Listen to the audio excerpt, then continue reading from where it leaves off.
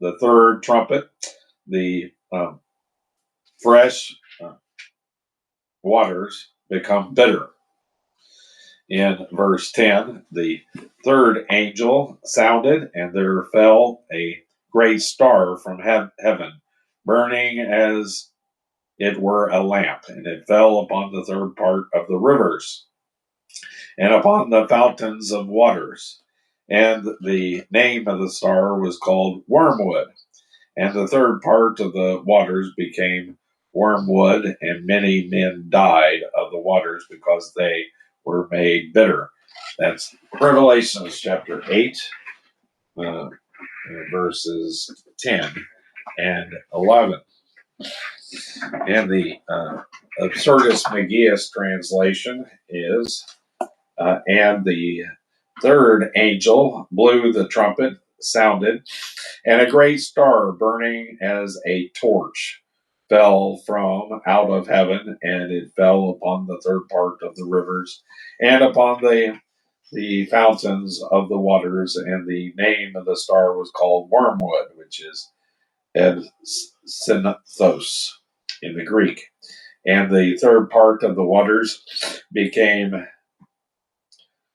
wormwood, and many men died of the waters because they were made bitter. Daryl has this underscored. We are living in a world today where a great deal is being said about pollution, and it is a real problem.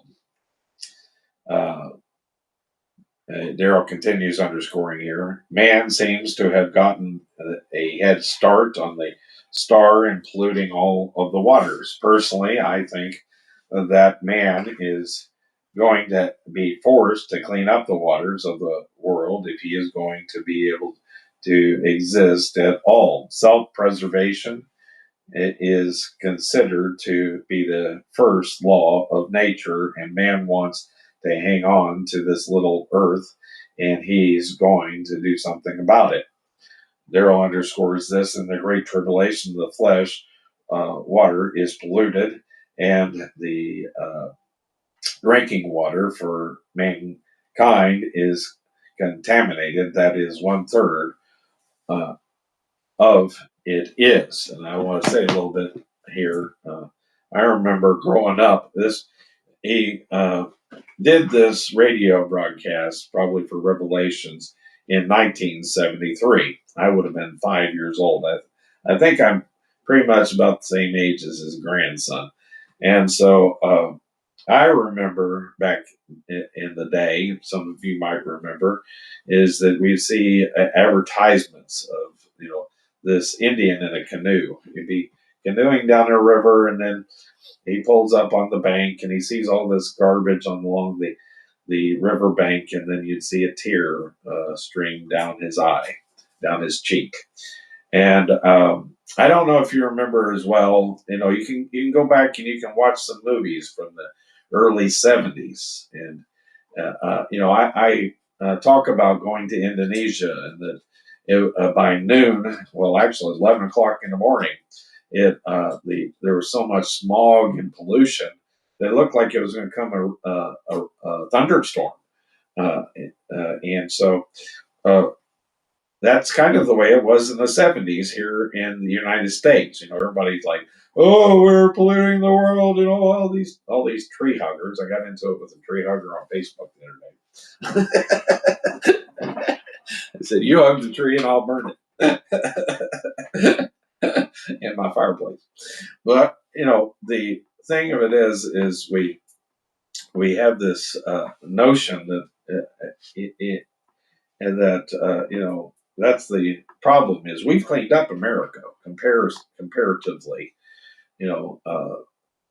to these other countries are the ones that need to start cleaning up if you want to make somebody start cleaning up.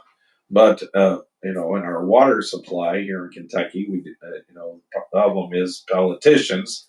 But unfortunately, they're Republican. They pocketed millions of dollars instead of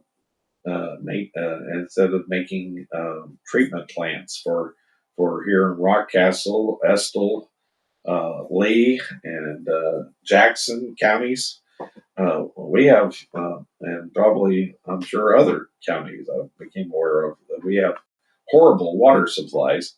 But we do have filtration systems. I have a filter on my refrigerator, and that's how that I drink clean water. But they say in some of these counties it's like mud coming out of the spigot. I know Jackson County, they were always getting boil advisories because of the muddy water that was and I didn't realize that that's the way it is. And so, yes, and so he's talking from a viewpoint of 1973 when things were a lot worse. I'm not so sure here in Kentucky we don't have good water. I'm used to Somerset water. We had a treatment plant down there. I got spoiled, but here in Rockcastle, we're in trouble. Those of us who live in Southern California, that is McGee, know nothing of the scarcity of fresh water for drinking and domestic use. I am told that Los Angeles, it costs somewhere around $100 million just to turn the spigot to get the water here to us. And so I don't know what that would be in today's terms. That's probably $1 billion. And so, because this was in 1973, it's probably $10 billion. I don't know. Errol underscores this: fresh water is something that is essential for man and beast. Of course, it was written in 1983.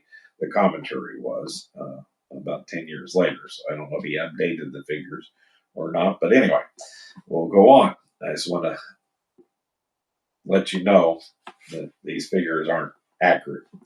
I remember the drought of the 50s in Texas, Dallas, Texas. That's McGee and not me.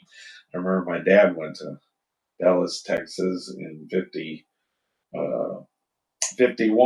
So I don't know if he was around there whenever that happened to visit his cousins. He's not here, so I can't ask him. But these city's water supply came from man-made lakes, and lakes dried up, and the supply was exhausted. It was necessary to get water from the Red River, but the oil companies had allowed salt water from their deep wells to drain into the river. Nobody worried about it until they needed the water for drinking. It was so salted, it was barely possible to drink it. Many people traveled to surrounding little towns to get a bottle of water to bring home. These experiences teach man how dependent he is upon fresh water. Down in Somerset, they all got up in arms over the Fruit Loom Company in Jamestown, Kentucky, back in the 80s. They were using salt to. I think they were using salt um, to bleach the your whitey tidies, and they basically shut down the Fruit of the Loom plant. It may have moved somewhere else, probably to China, but but they were all up in arms that they were going to salt. It would be, to me, I would think it was that salty that fish couldn't live in it, but I guess the fish can adapt to living in salt water. Maybe, I don't know. But anyway, we'll keep reading. Daryl underscores this: when the children of Israel crossed over the Red Sea, they came to Marah, which the waters were bitter. Moses was directed to take a tree and cast it into the waters to make them sweet. And he continues underscoring here in Revelations, the sweet waters are made bitter by a meteor, a star out of heaven. The tree that Moses put into the water speaks of the cross of Christ. Wormwood is the name used metaphorically in the Old Testament. According to Vincent, this word studies in the New Testament, volume 2, page 506. in the following ways. Number one, idolatry of Israel.